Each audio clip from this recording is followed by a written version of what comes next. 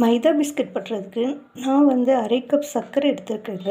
அதில் வந்து 3 ஏலக்காய் போட்டுக்கோங்க. போட்டுட்டு இதை முதல்ல பவுடரை அரைச்சி எடுத்துக்கலாம். இந்த மாதிரி அரைச்சி எடுத்துக்கோங்க. இப்போ இதில் வந்து கொஞ்சமாக சோடா உப்பு போட்டுக்கோங்க. கொஞ்சமாக உப்பு போட்டுக்கோங்க.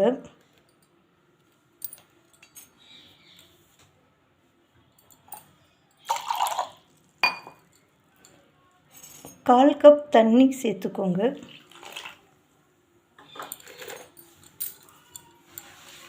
இது நல்லா கரைச்சி விடுங்க.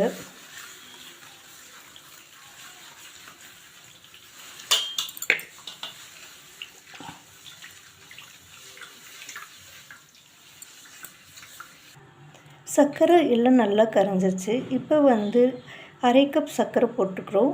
2 கப்பு மைதா மாவு போட்டுக்கோங்க. மைதா மாவு நல்லா க்ளீன் பண்ணிவிட்டு போட்டுக்கோங்க.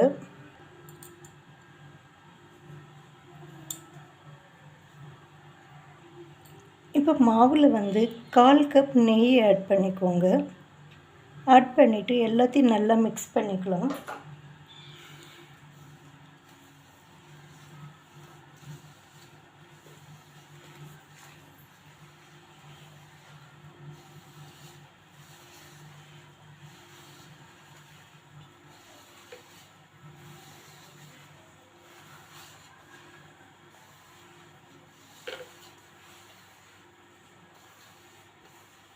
கால் கப் நெய் 1/4 கப் தண்ணி ஆட் பண்ணியிருக்கேங்க. இதுவே கரெக்டாக இருக்கும் உங்களுக்கு பிசைகிறப்ப.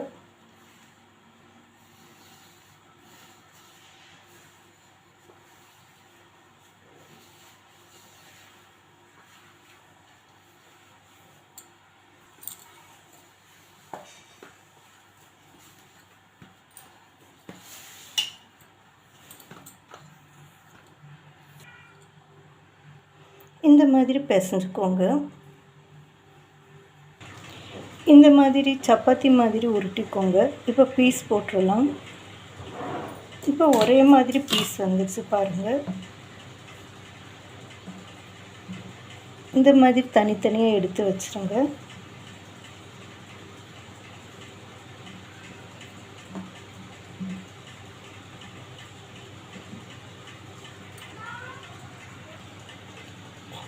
இப்போ வடை சட்டியில் எண்ணெயை சூடு பண்ணிக்கோங்க. எண்ணெய் சூடாகிடுச்சுன்னு பாருங்கள். இன்னும் எண்ணெய் சூடாகல, கொஞ்சம் நேரம் எண்ணெய் சூடாகட்டும். இப்போ எண்ணெய் சூடாகிடுச்சுங்க. இப்போ எல்லா பீஸையும் போட்டுடலாம்.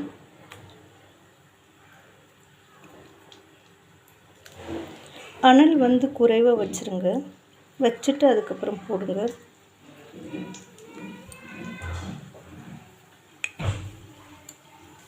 எல்லாத்தையும் போட்டுட்டு உடனே கிளற வேண்டாம், கொஞ்சம் நேரம் கழித்து கிளறலாம்.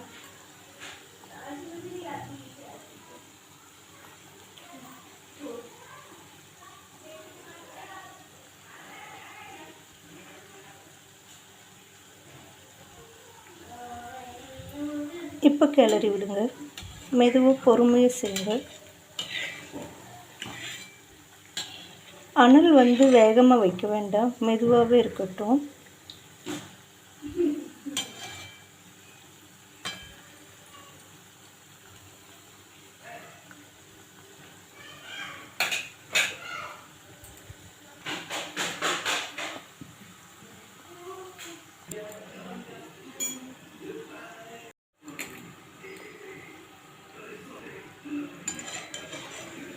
பாருங்கள் எவ்வளோ சூப்பராக ரெடி ஆயிடுச்சுங்க மைதா பிஸ்கட். இப்போ எடுத்துருங்க.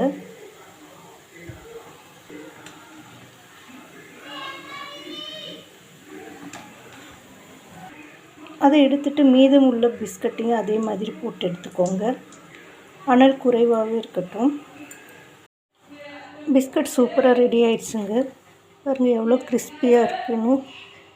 இந்த மாதிரி குறைவான தீயில வச்சு வேக வச்சு எடுத்தீங்கன்னா இந்த மாதிரி உள்ளே நல்லா வெந்து சூப்பராக வரும். நீங்களும் இது மாதிரி ட்ரை பண்ணி பாருங்கள். தேங்க்யூ.